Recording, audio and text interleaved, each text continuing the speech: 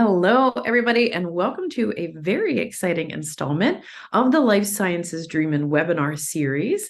Life Sciences Dreamin was an event that was held in August that really helped to marry the intersection of life sciences and Salesforce, and we learned so much. One of the things that we found during that conference is we had so many incredible sessions that everybody couldn't attend them all. So we went through our survey responses and said, these are the most requested topics, and that is how we are bringing Rebecca Gray to you today. In 1 second, Dave Smallhoover is going to introduce her. But first, I want to say welcome, everybody. My name is Shannon Gregg. I'm the president of Cloud Adoption Solutions, which is a woman-owned Salesforce partner focused on regulated industries like the life sciences.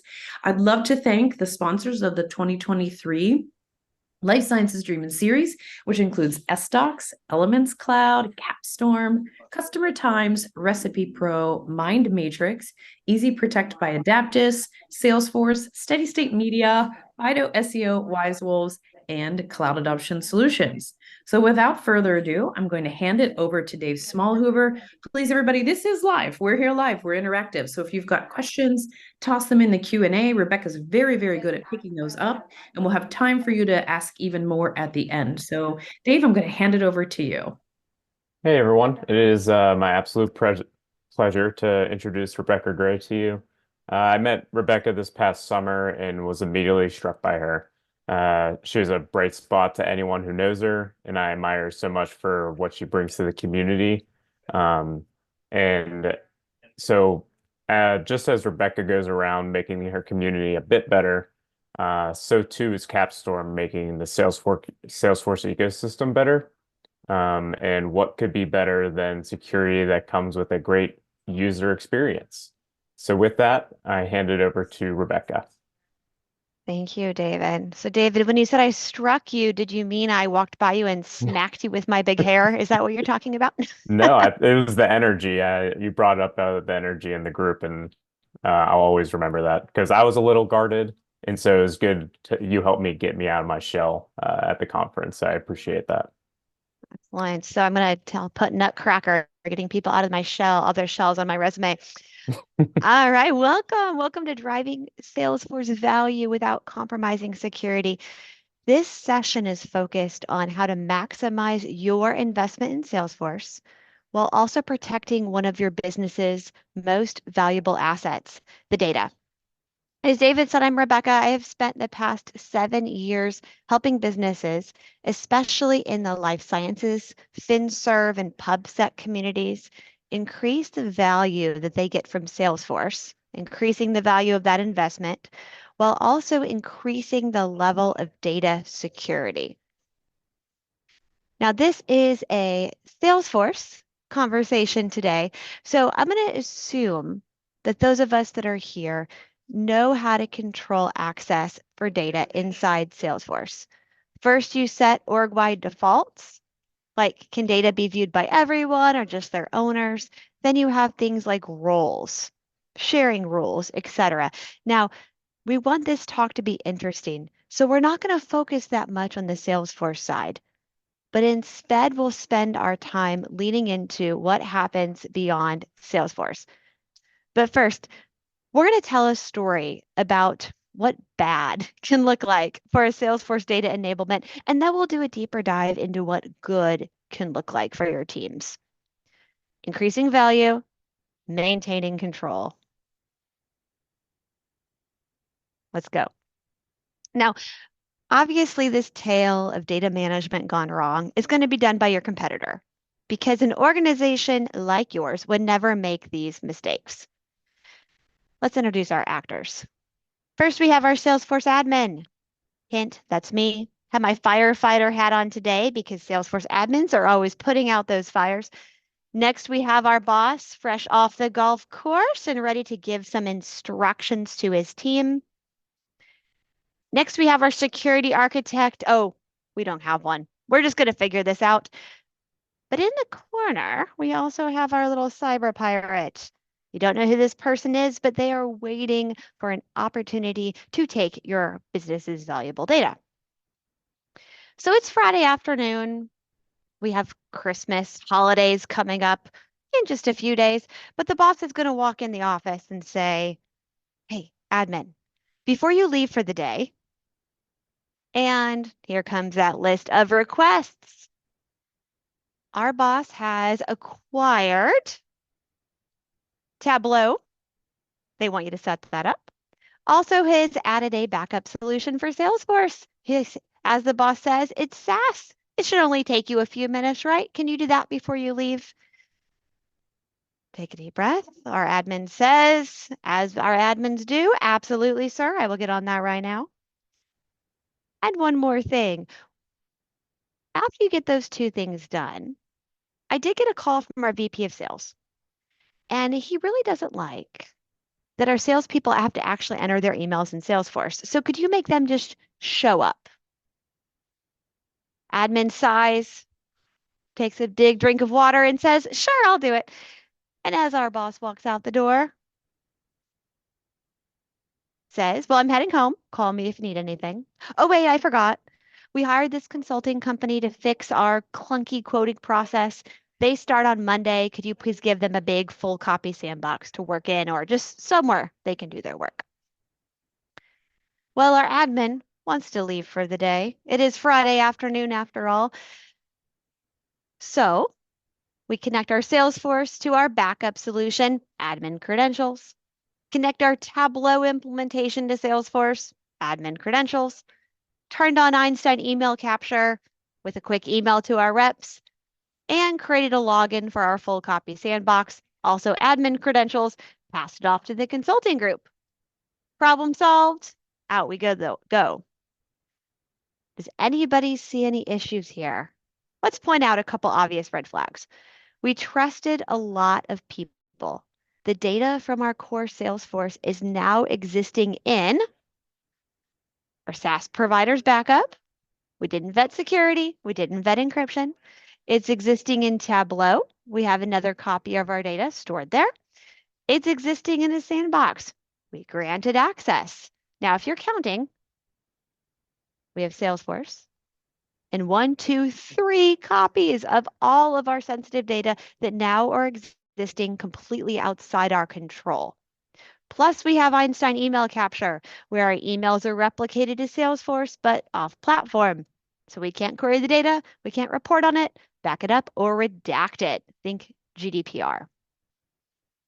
We've trusted many, and thus we've made ourselves vulnerable because there's multiple areas that our cyber criminal can attack.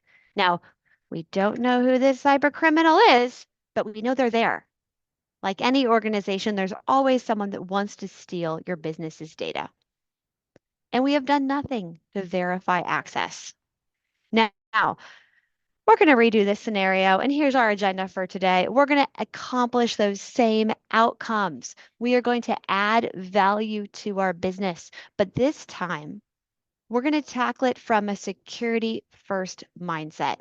And that's what we'll do with the rest of our time. We're going to talk about backup, analytics, data sync, DevOps, and avoid making security compromises like we made in that past story. Now, as Shannon mentioned, I do love an interactive session. I also love to talk, so I'll keep talking. But if you have a question, please post that in the chat, and the team will pick that up and let me know there's something there. So interrupt if you like. First, we're going to talk about backup. Now, backup isn't sexy. It's insurance. Now, I have a house, and I live in Florida, and I live in the Panhandle right on the Gulf of Mexico. So my house is important to me. I pay for insurance. I have a lot of options. For example, I'm not technically in a floodplain. I have a good 12 feet above sea level, but I do pay for flood insurance. It's optional, but I want it because if there's a hurricane, I want the ability to actually get my house back. Now, I can choose the different levels of insurance I want, but I need it. My mortgage requires I have an insurance, just like your auditing teams probably require you have some form of backup in place. So let's do some comparison here, and I'll provide some practical examples as well. On my left, you have your more full coverage option. I have a reputable national insurance provider that covers floods, hurricanes, termites, you name it, they'll pay for it. I'm confident that my claim is going to get paid if I have a disaster. Now, these are backup providers that can be SaaS, they can be self-hosted where you actually own the data set, but there's three things they're going to have in common. Accessible data.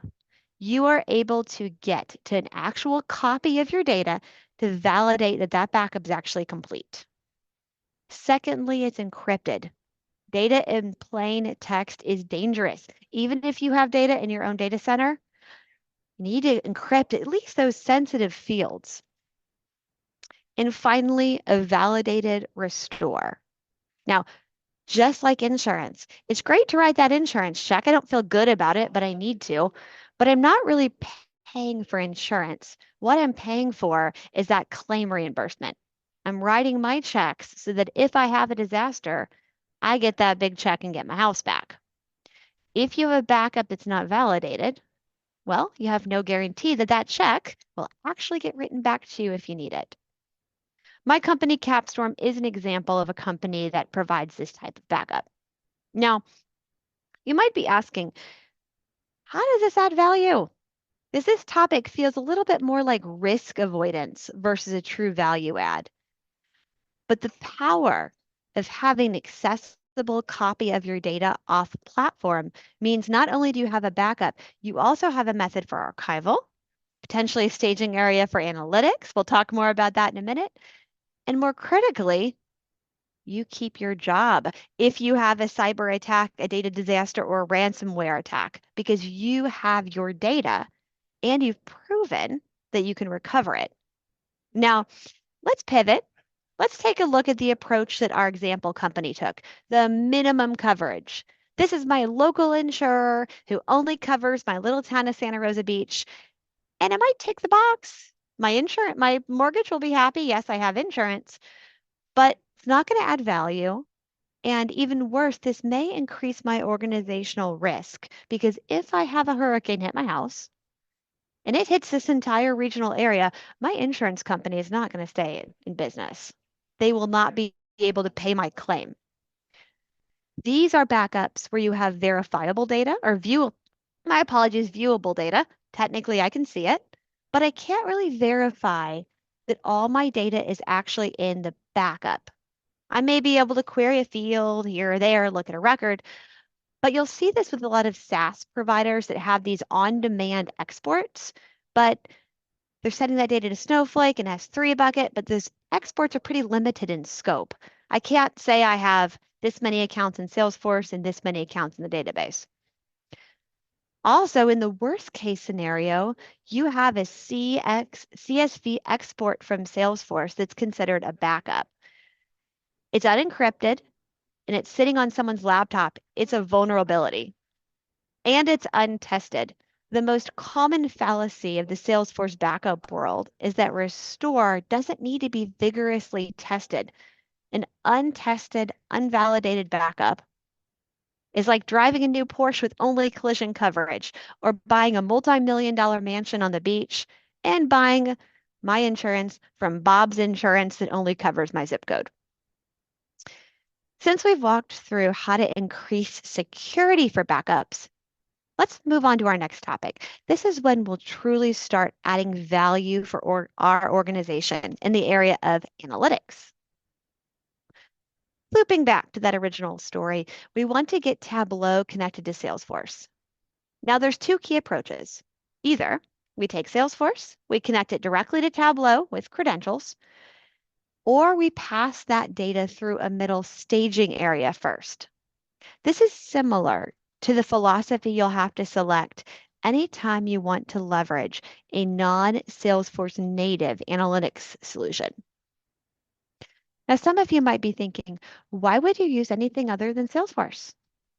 Don't they have excellent analytics options and reporting on platform? Well, the answer is yes. Salesforce does have some very good options for analytics, but there's limitations. And when you're in the life sciences world and you're incorporating all these different things into your org, particularly if you're working with Aviva, you have managed packages, you will quickly exceed the scope of what those on-platform reporting options support. For example, you may want to do historical trend reporting or combine Salesforce data with other data. Now, in our risky scenario, our customer decided or our company decided we're going to go straight to Tableau. We're going to use our administrator login. Make sense? Admin's already set up. Admin knows the password. It's easy to do. But there's a few risks for this approach that are really common, and you'll see them across most replications or most connections when you're directly tying into Salesforce.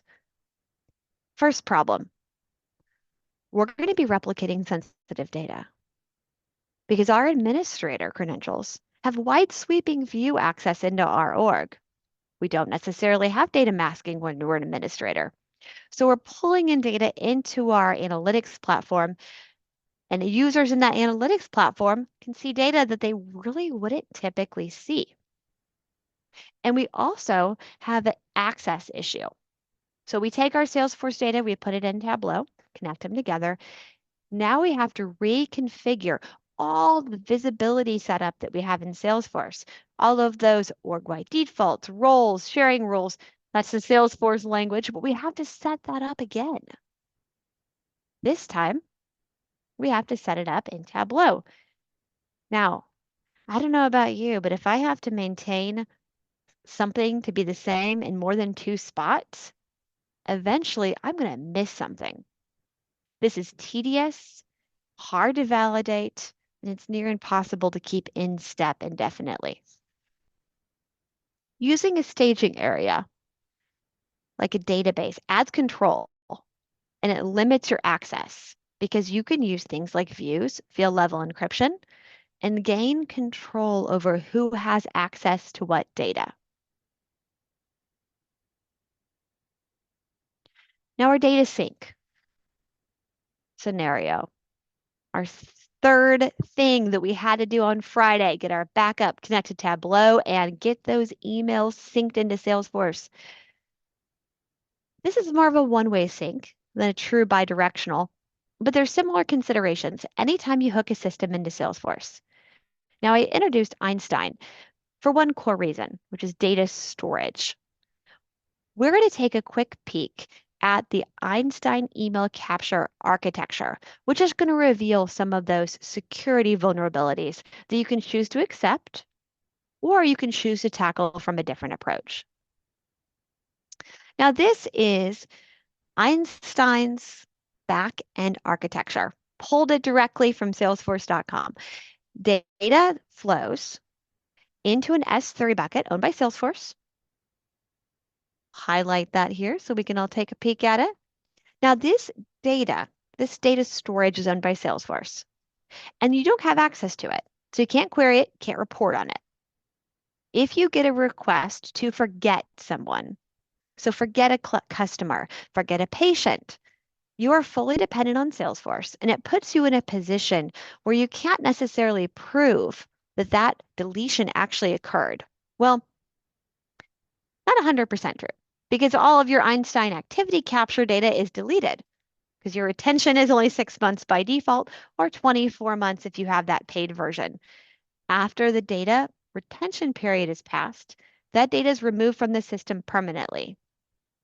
Now, if you're in compliance, take a deep breath. There are other alternatives. You can configure these type of things to be much safer. You can use a database that you own, for example, as a backup of your systems to ensure you have proper retention. You don't have to surrender to gaping vulnerabilities to add value to your Salesforce implementation. Now, it will cost you time. Not implementing these easy, direct connections that are point and click and require no additional technical involvement take time. But like analytics, you can set up some staging or some off-platform storage, and you can greatly reduce your overall risk. Now, if you're looking for a simple example, how do I work without this? How do I automate without this? This is just an example, but you can have a Chrome extension for Salesforce. Syncs emails, a little more work, but it creates a record. Now, I'm not suggesting you do that, but I am suggesting that when we want to add value to our implementation, sometimes we need to put a little bit more thought into security first.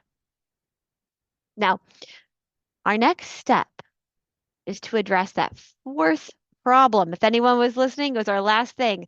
Create that sandbox for our offshore consulting group that's going to be doing our project for us. After we go through that, we're going to wrap all this up in a better architecture, one that adds value without compromising security. But first, I'm going to pause, take a drink of water from my Legoland Florida cup, and ask, team, is there anything in the chat window that I may have missed? Shannon, would you mind checking for me? Rebecca, so far there's nothing in the chat window, but this is a great time for me to remind everybody, please use the chat or the Q&A to put some questions in. I know we had some ahead, and they will be questions that I will surface at the end. And this is one of those topics, I think, Rebecca, that everybody gets really bamboozled by. They get confused, they get frustrated, and I love the way that you're telling the story. Thank you so much. Absolutely. We will wrap it up in very plain language. My theory is that if you can't explain it to your child, I have a first grader and a kindergartner. If you can't explain it to a kindergartner, then you don't really know it. So we're going to try to get this down to very simple terms to make it a little bit less complex. But finally, let's talk about some DevOps. Now, this is the scenario that terrifies me the most because we took a carbon copy of our Salesforce, a carbon copy, a clone, and we gave access to another group. And it's also another group that's temporarily hired to support our company, not a person that's actually on our team. Now, we have a couple things we could have done instead. We could have told our boss, no, no, thank you. Figure it out another way. Probably not good because we want to keep our job. We could have masked our full copy sandbox to protect some of that data. Or ideally, we create a seeded, obfuscated sandbox that meets the needs of our group that we're supporting, but it also gives us zero risk of data leak. Ideally, we're going to give them a seeded dev org or a seeded partial copy so that our bigger environments, our UAT, our system integration testing environments, aren't tied up to a project for the next 6 months. How do we accomplish this? There's a lot of vendors. They'll support sandbox seeding, and Salesforce has some, and Capstorm can do that as well. I'm not going to do a Google search for you. But the main point is there's a better way to do this. Now let's wrap all this up and talk about a value architecture. Our safer architecture will start with the same requirements. Sandbox for our consulting team, connecting Salesforce to an analytics engine, getting emails synced for our sales team, and making sure that Salesforce is backed up. Now, if you remember from our more dangerous architecture slide a whole 20 minutes ago, we had all these direct connections pulling data out of Salesforce and pushing it into a bunch of different data repositories. In this new architecture, there is one, and exactly one direct replication from Salesforce stored in one database. And for security, this one database is located on the business's AWS platform. So the business, and only that business, can access the data. Or that database lives in the customer's own data center in their physical architecture. Most important thing, the organization controls who has access to that core data set. Now, of course, that database could also be housed with a SaaS vendor, but the key considerations here are that data is accessible and usable. I'm going to circle it right here. This solves our backup problem in one swoop. Backup problem, staging area for analytics, staging area to seed sandboxes with mass data, and we'll probably do a little workaround for this. We can also create a secondary database where we're just going to back up our email. Maybe we're backing up Outlook or Gmail. But that way we can actually use some of those Einstein features without being risked, without having the risk of not having that system not backed up as well.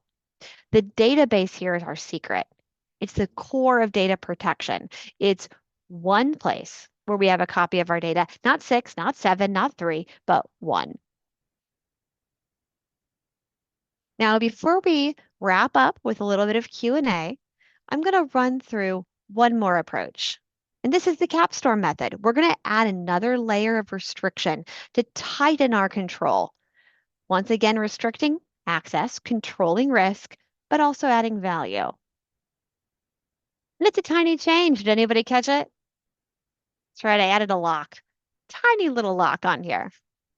Once again, we're starting with Salesforce. But this time we're going to use Capstorm, which is going to incrementally replicate our data from Salesforce into a relational database. It's going to pull our metadata, it's going to pull down our data. Incrementally is a key word because we're only picking up data that's new or changed, which means that this entire process is fast. Fast, like within a few minutes. And we need data within a few minutes because we need that database to be really in step with Salesforce for our analytics connection. Now, our fictitious company, like many of us, is not exactly bursting with lots of extra time. So instead of having to do that sandbox seed for our consulting group ourselves, we're going to just give the team access to our database. Now, doesn't that sound a little dangerous? Just a little bit, but we have a solution, and that's that lock. Our database is a replica of production, but it doesn't mean we have to let our plain text data just sit there. We have two things we can do. One, we can encrypt the whole database. We're not going to do that because then the data is not that useful. Or two, we could implement field level encryption and compliance categorization. So we pick a field, maybe email address.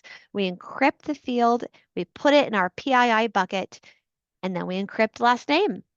We're going to put that into PII and proprietary buckets. Our consulting team doesn't have access to plain text for any of that sensitive data, but we can give our Tableau connection a little bit of advanced access so we can look up things like our customer names.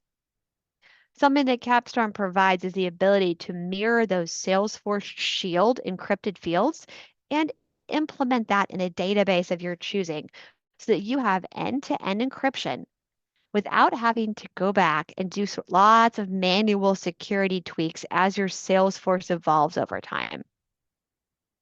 So now it's safe for our consulting group to have a level of read access into the database, seed their own sandboxes, update them as needed, but only with the data that we're able to see.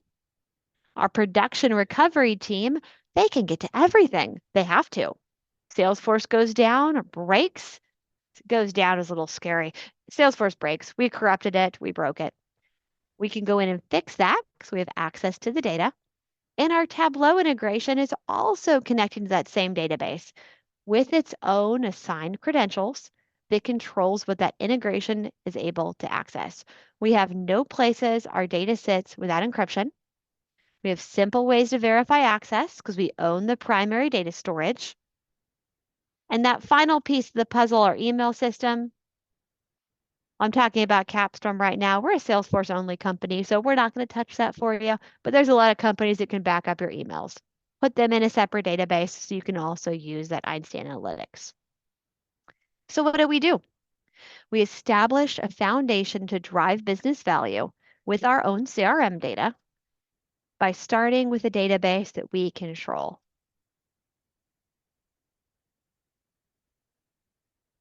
Now, anytime we have a webinar over lunch, I always promise to wrap it up a few minutes early. So let's pause, and if there's any questions, now would be a great time to say them. Well, Rebecca, I can tell you we got a barrage of questions and they all came privately to me. So I think that just supports my idea that security is hard. Security is hard to understand and it feels a little embarrassing. In fact, one of the questions started with, I don't know if this is dumb, but. So I would encourage everyone else, if you feel a little bit anxious about your questions, you can send it to me privately and I won't tell you, but I also want to tell you, I do think security is the most challenging part about Salesforce. So, I think when you take your admin exam, that's the hardest part. And so, Rebecca, I have a bunch of questions for you. And I will tell you, I got word from the floor at Salesforce World Tour New York this morning, an hour before we jumped on, that they were announcing free Data Cloud and Tableau. And so I think more and more people are going to be thinking about this, data security, data problems. So I'll start with the first one, Rebecca, that is, I don't know if this is dumb, but what if Salesforce is my only place I store my data? Will Capstorm help with setting up that database of our choosing? That's an excellent question. Absolutely. So not all of my customers have massive database teams. Some of them do. I work with huge sales forces that they have database teams and AWS teams and 5 DevOps teams, but that's not everybody. If your core need is backup, we do have a backup option for you that requires no setup on your side. It's a SaaS-based backup, but what makes it different than other options is that you can maintain full visibility into your backup, meaning you don't have to host a database, don't have to host a software, don't have to manage it. We'll even restore it for you if you need to, but you still have the ability to make sure that backup is complete. So, yep, we can help you. Or I can help you set up your own database if you want that too. That is awesome. Thank you. So the person that asked that question will definitely make sure you can get in touch with Rebecca. She'll share her details at the end. The next question, I think, is a little more of a statement, but we'd love to hear your take on it because I don't disagree. It says small companies often make the most of their users' system admins and ignore security altogether. Sadly, yes, we see this all the time. But the good news is you can always change that any day you want to. For example, even if you're not a huge organization, even if you have to have some of these direct connects into various systems, because that's the limitations you have to work with, you can always use an integration user, which is relatively inexpensive, to think intelligently about what type of data is going to be flowing out of your systems. If you put a little bit of forethought into that, you can prevent a lot of heartache down the road when you realize that, oh my goodness, we've done this thing that then comes back and bite you in the butt. Perfect. Thank you so much. The next question that we have is, I know a lot of companies that are adjacent, and I'm wondering how Capstorm compares to other folks in the space. I'm thinking of Own Backup and GearSet. You don't have to talk about them specifically, Rebecca, but I know Capstorm is huge. It is so big and hard to understand. So I guess if you could spend a couple of minutes telling us what else Capstorm brings to the table besides what you presented to us today. Absolutely. Happy to. So it depends on the topic. Anytime I'm asked, what makes Capstorm different than X? I always frame it in terms of what do you want to do? Because sometimes we're a great fit, sometimes we're not. In the pure backup space, what sets us apart, in addition, of course, to some technical things like a lot of items we back up that others don't, like big objects, is the concept that a backup that you can't validate and verify is not a great backup. It's very difficult when your data is fully living on someone else's platform to actually make sure that that backup is fully complete. Now, in addition to handling that disaster recovery scenario, Capstorm also enables our customers with things like sandbox seeding. How else do you validate your backup and validate your recovery process unless you actually test it? Support data governance, so that end-to-end encryption between Salesforce and your database. And I could give you probably a 15-page list of what our customers do, because we support taking your Salesforce and replicating a copy of it in a database. Now, this is not a pull of CSVs out of your Salesforce that is dumping them in some S3 bucket. This is a true replica of your Salesforce data structure, table for table, field for field, in a non-proprietary format that you own. For example, I have a big Salesforce and I'm going to be querying my account object, or I'm going to be querying name the object. My org gets big enough, those queries get slower and slower. But if I have a copy of the data and it's mine, well, I can control the horsepower I put behind that database. I have customers that do things like run near real-time reporting that derives payroll solely off that database. Payroll and bonuses. I have a big university that does that. I have a government organization that uses that database as a staging area to actually power a citizen-facing web portal that gives status updates on service requests. Now, those citizens don't have Salesforce access. They have view access into that Salesforce data because of Capstorm. Specifically for the life sciences setup, which I've seen a lot, backup's huge because it's backup with data you own. GXP data, PII data, HIPAA compliance, that's huge. But you also, with the governance piece, have the ability to bring data into a system where you can then encrypt things like links. And I'll give you a better example. I'm running a clinical trial. I have patients. I have patient results. I have patient demographics. I have this clinical trial result information. I need to run analytics, but I cannot have the results tied to the patients. If I bring that data down to a database and encrypt the link, I can then run all kinds of different reports on that data set while still preserving the integrity of what I'm doing. Now, I know it's a long-winded answer. If you want an even longer one, send me an email. I will give you a very long explanation. But first, I will ask you, what do you want to accomplish? Because that's where the root of it starts.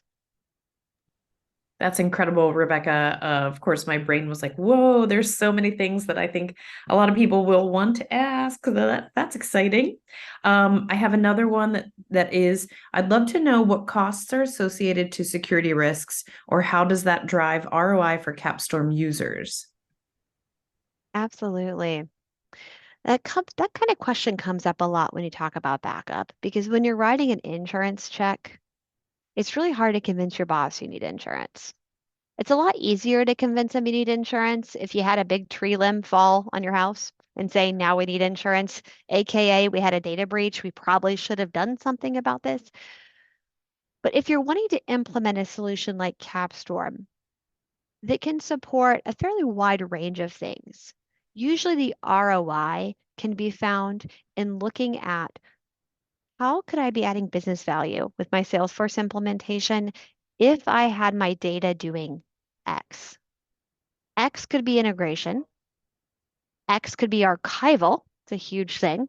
My Salesforce data storage is getting a little bloated, kind of expensive. Let's pull it off. X could be sandbox seating. We're buying multiple full copy sandboxes. They're a little pricey. Let's actually use some of our development environments that we're already paying for and actually seed that data. If you'd like to get a little bit more detail, I'd love to talk to you about your project and see if that value is there that makes sense for you. That is wonderful. Thank you. The next question that I have, and it looks like there's two left, is what happens when we want to restore data using Capstorm? Will it trigger all my flows and VRs? Oh, goodness, no. You don't want that to happen. Now, you can choose. Most of the time, you're going to go into the application and tell it to disable those things. Disable my flows, and even beyond that, my validation rules, my restricted pick lists. I may have required lookups that were not required when the data was created. My triggers, my process builders, I still have them. I don't blame you if you do. My workflow rules, etc. CapStorm's applications provide a way for you to disable that, and it will also automatically re-enable those automations as a standard part of your recovery process. That is wonderful. And then I think our last question, before we let everybody go back and think really hard about the things that are happening in their Salesforce instances, because I know they will, is, and this is a big, heavy one, Rebecca, so good luck. What's the biggest mistake you see in Salesforce orgs in terms of data security? Oh, that's heavy. The biggest mistake. I've seen some doozies. Let me put it like this, because this is something I've actually seen happen several times, and it caused some pretty nasty production recovery problems. Untested deployments. So doing metadata work, writing triggers, whatever it is, doing that and validating it a little bit, using some great solutions because there's some great solutions for it, but not validating well and not making sure they had a backup before they deployed it. I have had customers do really nasty things. I saw one the other day that copied some addresses from one address field to another address field, didn't think about the fact that some of their source data was blank, overrid tons of addresses in their org. I personally made a big mistake with an integration and unhooked our opportunities from our accounts. And we've been in business 12 years, so I unhooked them all just to be efficient by accident, had to roll back. So it's that type of untested development work and untested integration work that tends to be the biggest vulnerability. And I say it's a security vulnerability because you can cause massive corruption of your data and massive access to your data with those type of things if you're not careful in vetting it first. Now, I'm not going to talk about people who chat me their password because that's just too blunt. Yikes. Oh, that's amazing. Thank you for that answer, Rebecca. And I will tell you, this has been a wonderful amount of time listening to you, hearing from you. Every time I hear you speak, I learn something new, and I love that. And I would like to echo what Dave said, which is thank you for all that you do and all that you give to the community, because I think there are loads of people that are much smarter about Salesforce security, thanks specifically to you and also to Capstorm. So thanks everybody for joining us today. We've been running this life sciences webinar series for about a year, and we have many more continuing. But I will tell you, Rebecca, this is the first time ever that we've had every single person stay on for the entire webinar. So I know that they were sitting on the edge of their seat listening to the things that you had to say. Can you tell everybody how they can get in touch with you? Because I guarantee there are going to be many, many more questions that you can answer for our audience. Absolutely, Shannon. I will tell you, I didn't put it in my slides. If you want to find me, just look me up on LinkedIn, Rebecca Gray. I run the St. Louis Salesforce user group and work at Capstorm. Not that hard to find. And of course, I'm happy to give you a little bit more direct contact details. I'm going to stop sharing. I'll drop that in the chat. Thank you so much, Rebecca. And while she's doing that, everybody, we will send out the recording, because I know that now that you've heard this, there will be other people in your organization that you would like to hear the same information. We welcome you to join the rest of our series for Life Sciences Dreamin', and definitely head over to the lifesciencesdreamin.com website to sign up for our wait list so you can be the very first to hear our announcement of exactly when and where the Life Sciences Dreamin' live conference will be in fall of 2024. Thank you again to Rebecca Gray for taking her time, and for Capstorm for allowing her to spend this time with us. And thank you to all of you for joining. I love that this is a group of lifelong learners, always looking to make their Salesforce orgs and their users a better place to be. Thanks, everybody. Have a great day.